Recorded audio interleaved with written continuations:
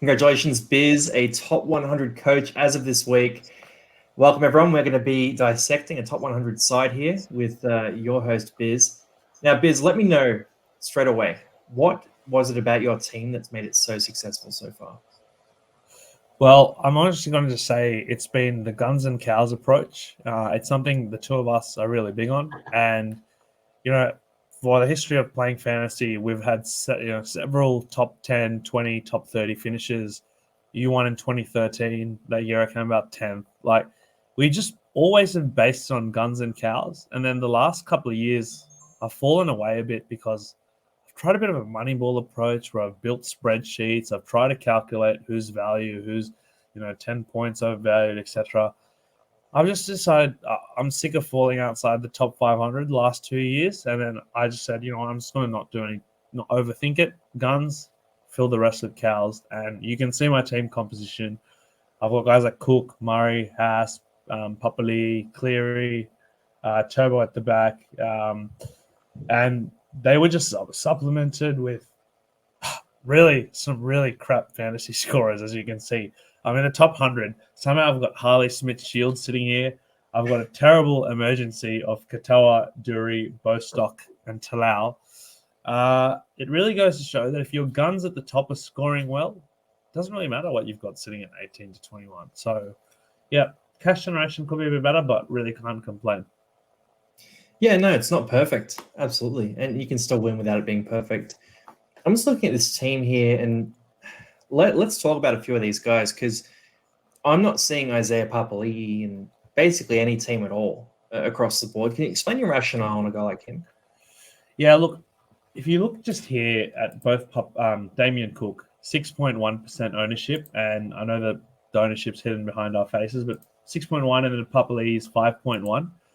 They're very low ownerships for guys that have averaged 65 odd in the last couple of years. And the way I thought about it is like, these guys are just going to plug in 60, 65 again, and no one owns them. Like, that was a no-brainer for me. Like, they never left my team. And I've been really happy because Cook, he's averaging I think 63 now, and then Papali'i is about 62.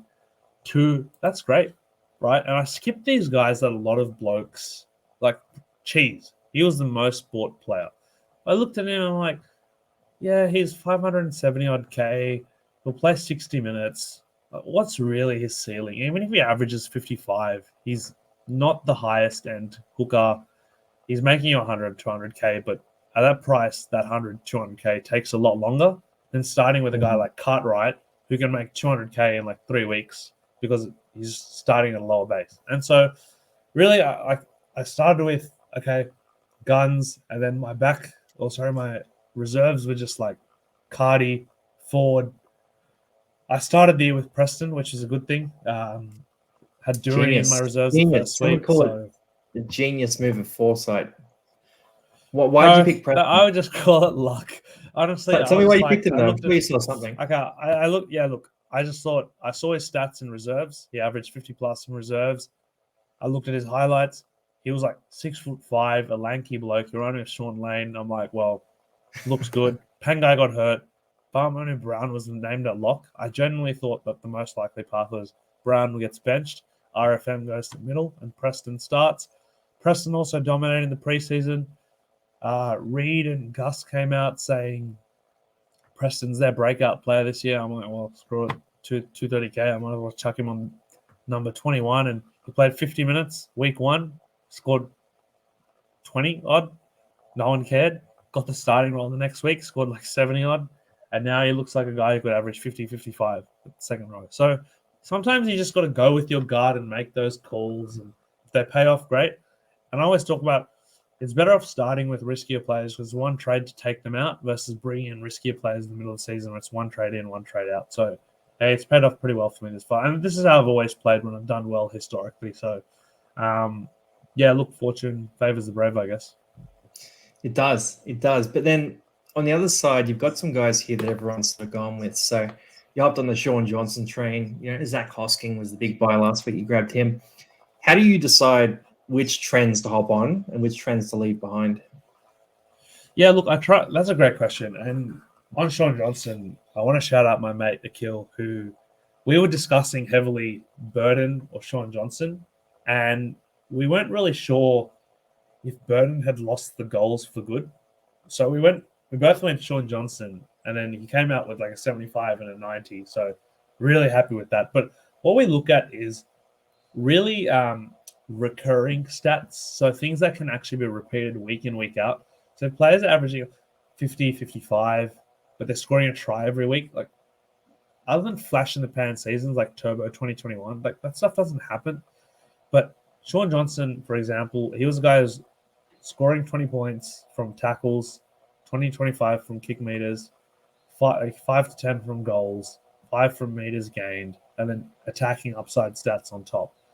That to me was pretty safe versus a guy like Burden who relies a lot more on attacking stats. He could easily get a 20-25, whereas Sean Johnson on a bad day, unless he misses 10 tackles, he's probably scoring 40-45 at minimum. And he also has a pedigree. When I looked through his stats over the last 5 years, he was averaging 55 plus, even when he was playing not as well at Cronulla, for example. So that's like a criteria I definitely look at. Like, and then there's one thing that's a bit underrated, and I don't have him, but Tyrell Sloan's a great, example of this. Is some players, especially in attacking positions like your backs, they can just get hot, and that throws the recurring stat out of the window because they can just get on flashy runs where they're scoring tries every week for 5-10 rounds, but that's all it needs to go up 200 to 300k, and you want to get on those guys quickly. So I miss Tyrell. I wish I got on him, but you can't get every cash cow. You're obviously going to miss every single one. I'm sorry, you're going to miss at least a couple. You're not going to get all of them. But yeah, that's how I see it. I would try and bank on the safer ones. But if there's a prospect that just has me thinking, well, like for example, Hosking, there was a lot of risk around him because we don't know if he's got his spot if Garner comes back. But at his price, in the team he's in, at the scoring pedigree, I was like, well, worst comes to worst. He plays 1 week. I'll deal with him next week and trade him out at that price point. But always try and take a longer term view of things. Don't make trade. Like a lot of people traded out Cleary in round 3 because he had a bye.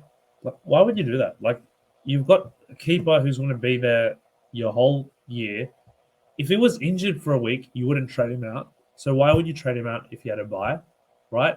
There's the same thing with other players. Like people might be trading out David Fafita last week, or someone. But these guns, they can just come out and put on like an 80 plus the next week, and you're just like scrambling to try and get them back in. So don't do it. Just hold on to them. Like Papali's got to buy next week. I'll hold it. I want to throw another question at you because you were talking about Sloan there. Another guy I'm thinking of is Hamiso Tabuai-Fidow. A lot of people have him. We both gave him a miss this year. When you're looking at a guy like Hamiso and then you're looking at a guy like Lachlan Miller, who was less popular, why did you choose Lachlan Miller over Hamiso at the higher price point? Well, I saw just simply going back to the recurring stats item. So I looked at Hammer, and a lot of his stats, even at fullback, were just really pure attacking stats in terms of tries, try assists. When I looked at Lachie Miller in his short, span in first grade, but also his reserve grade stats, he just had a significantly higher work rate. Like he was making 200 to 250 meters a game, 5 to 10 tackle busts. That to me is a lot more sustainable because if you're running that much, you're inevitably going to bust tackles, right? Like it would be strange to me if you're cracking 250 meters a game and not busting at least 2 or 3 tackles, right? Maybe it'd be hard. It would be a Tolman or 12 type play. You have to be taking 30 runs a game. Player. Yeah. There's Blake Laurie's, Alex Twirls. Maybe they could do it, but not Miller at his speed. And that's pretty much it. Like, I just had a bit more faith in Miller. Look,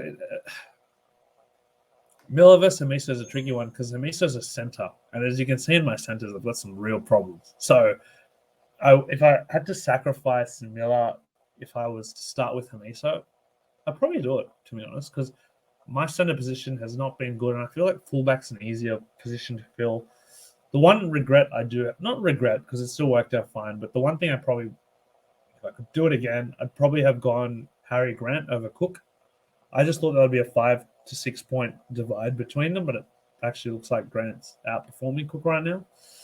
And that would have let me upgrade someone like a Timmy Martin who I started with to like a Hamiso, and I would be doing fantastic. I would probably maybe ranked in the top 5 or 10. But like I said, look, hindsight is easy, right? Like, you can't make every single call. A lot of it these ranks here come down to luck, admittedly. But yeah, so look, I guess that really brings me to what to do next. Like, Yeah, well, let's make some calls. I don't know. I don't have a center this week. I've got Alan Waddy, but Harley's been dropped. Bostock last let's week. look at trades, man. Let's look at trades right now. What are you going to do for trades? This is a live decision-making process, so you guys are in for a treat. This is tricky because the smartest decision for me would be to trade out someone like a Bryce Cartwright or a Katoa, bring in a gun center like Jack Bird or Connolly, and then get in a cashier like Nicarima who could still score 35-40 and plug them in over, say, one of these guys in my reserves. But I don't actually want to do that because I'm thinking, like I said, a week ahead. And what's the biggest priority on most teams right now? It's Nico Hines. So I need the money.